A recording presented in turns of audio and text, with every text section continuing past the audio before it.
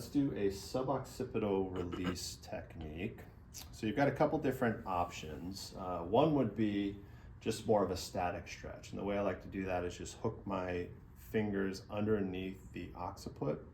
And if you just provide a traction force, that creates upper cervical flexion, which is elongating the suboccipital muscles, or at least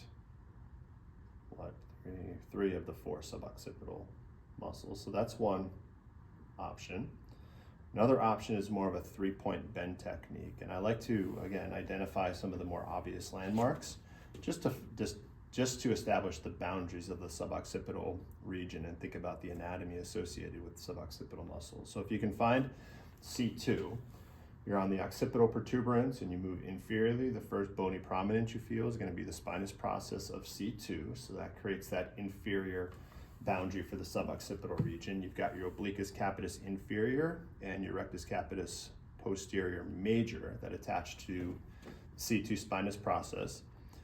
The other valuable landmark is if you find the mastoid and move a bit inferior to that, you're going to be on the C1 transverse process.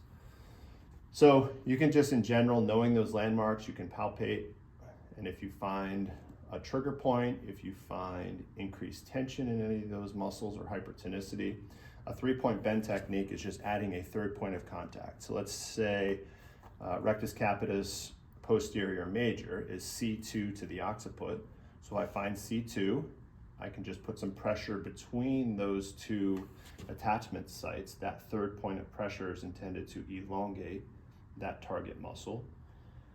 We can hold it there for a static stretch. We can do 30 seconds times 3. We can do 10 seconds times 10. You're just trying to elongate that specific muscle by maintaining this pressure, this static stretch.